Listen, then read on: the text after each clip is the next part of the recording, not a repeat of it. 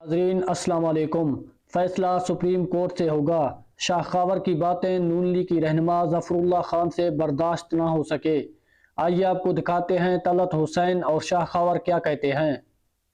करेंगे जब आप मानेंगे कि ये जजमेंट ठीक थी। आप तो कहते हैं कि वो खारिज हो गई है पिटीशन।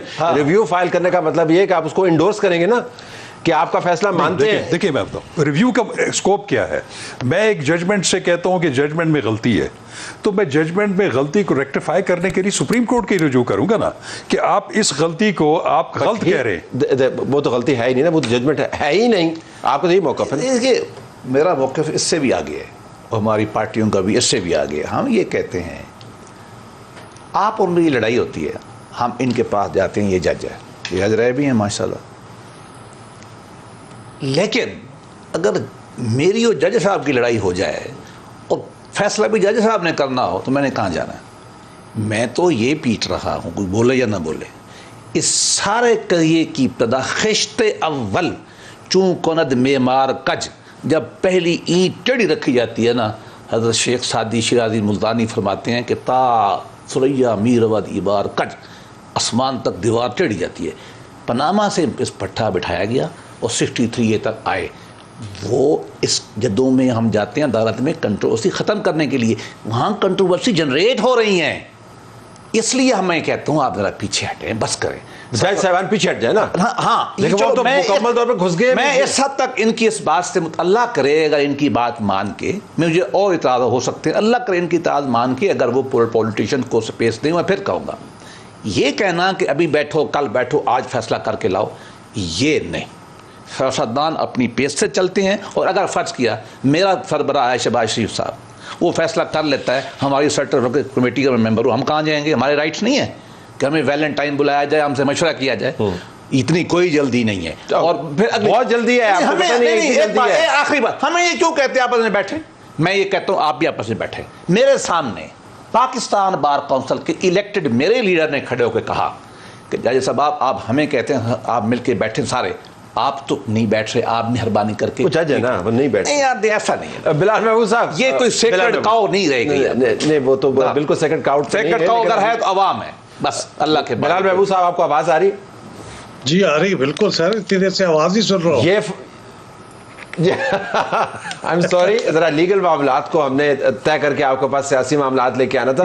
आज के ऑर्डर के अंदर तीन चार बड़ी दिलचस्प बातें हैं। मैं सिर्फ इस हवाले से जिक्र करूंगा कि आज कोर्ट ने बहुत इम्प्रेस हुई कोर्ट कि सियासतदान जो हैं वो आइन के साथ कमिटमेंट रखते हैं। यानी एक कमाल एक बयान था कि क्या अब सियासतदानों का, पब्लिक रिप्रेजेंटेटिव्स का ये काम भी रह गया है कि जज साहबान को इम्प्रेस करें और जज साहबान उसको नोट करें। जरा रिफ्लेक्ट कीजिएगा। Go ahead. जिन्होंने आइन बनाया है। मैं सच्ची बात यह है कि आपने जहां से गुफ्तगू शुरू की थी, जो क्लैरिटी गुफ्तगू में या स्टैंड में आज फजलुर रहमान साहब की गुफ्तगू में थी, वो मफकूद है बाकी तमाम सियासतदानों के अंदर। आप उससे इत्तफाक करेंगे, आप उससे इख्तलाफ करें, लेकिन किस तरह क्लैरिटी के साथ उन्होंने अपने मौक़िफ़ को आज प्रेस कॉन्फ्रेंस में बयान किया है, मेरे दिल में उनके लिए इज़्ज़त पहले भी थी, बहुत मज़ीद इजाफा हुआ है। और मैं ख्याल है कि ये सियासतदान जो थे, जिस तरह से तेज़ी के साथ और पुरजोशी के साथ वो आज अदालत पे पहुंच गए थे, उनके एक आवाज़ के ऊपर एक दिन पहले मेरे दिल में मुझे मायूसी हुई। ख़ास तौर पे जमात इस्लामी के सिराजुल हक साहब, अमीर जमात इस्लामी हैं, वो कोई सेकंड या थर्ड लेयर के लीडर भी नहीं है। वो वहाँ पे पहुँच गए थे, उनकी आवाज़ पे उन्होंने बहुत उसको पेट्रोनाइजिंगली कहा कि बहुत अच्छे लोग हैं, देखिए हमारी उसके ऊपर तशरीफ़ ले आए। तो ये सीन मेरे लिए अच्छे नहीं थे। अदालत को ये क्या काम है इस किस्म के इकट्ठ करने का? वो अपनी कानून और आइन की तशरीह करे, उसके मुताबिक फ़ैसले करे।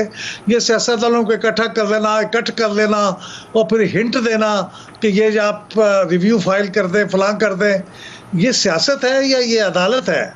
तो मेरे ख्याल में मुझे तो बहुत मैं इम्प्रेस नहीं हुआ।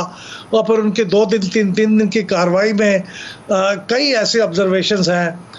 एतमाद खो चुकी है कन्वेंशन के मुताबिक हुकूमत, उनका ये कहना, फिर ये कहना कि आर्टिकल 84 को इस्तेमाल करें, जो इंतहाई काला कानून, पार्लियामेंट के पास ना जाए, क्यों करें? खुद से इस्तेमाल कर लें पैसे लेने का हक और बाद में चले जाना पार्लियामेंट को।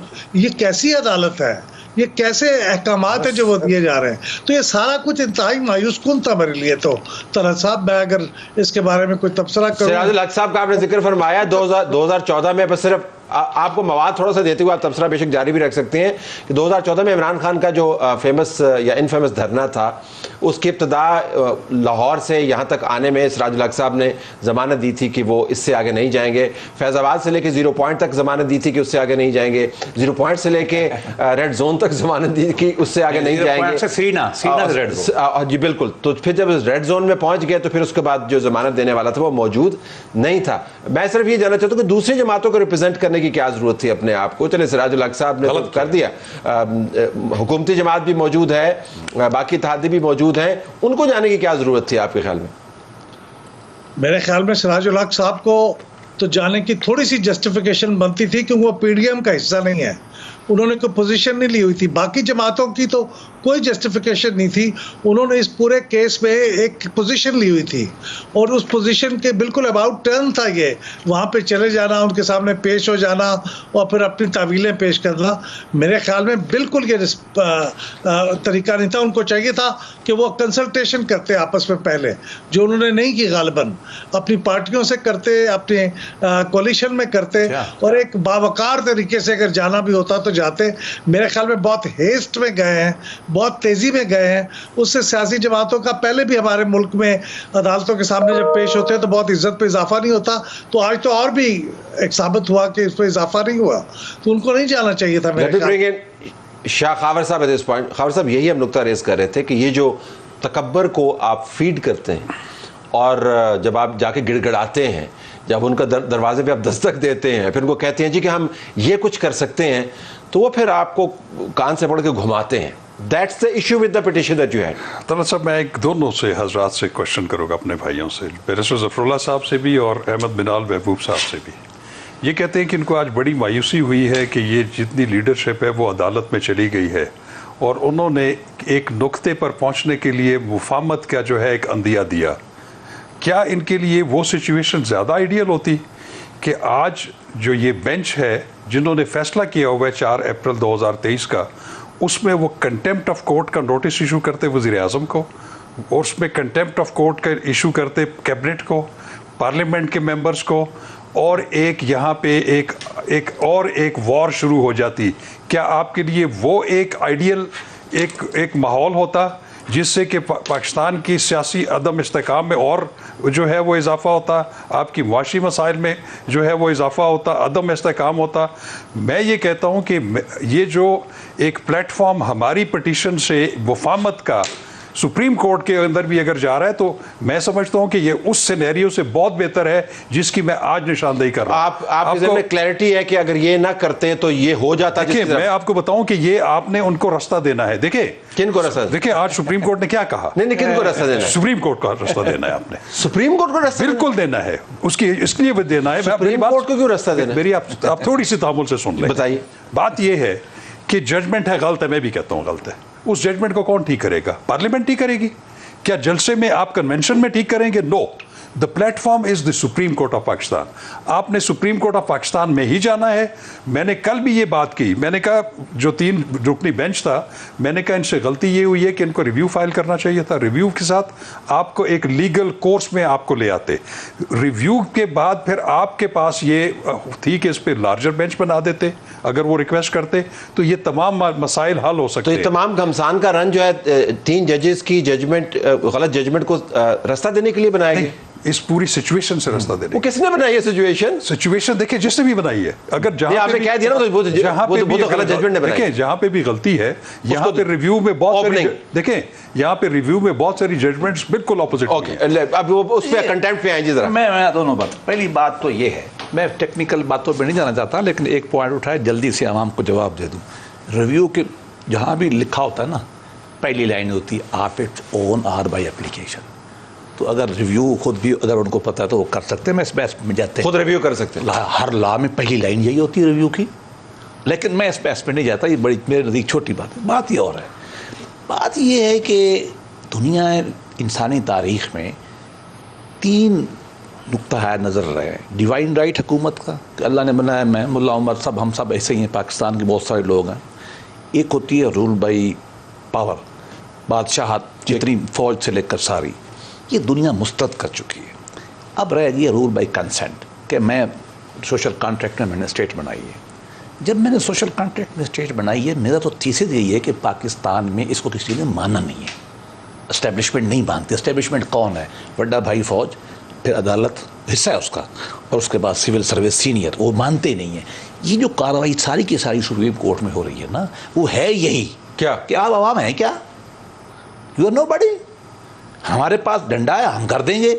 मुझे तो इस पे प्रॉब्लम है, रास्ता देने के लिए मैं उस पर इतराज नहीं कर रहा। मैं ये कह रहा हूं कि ये पूरा प्रोसेस ही गलत है।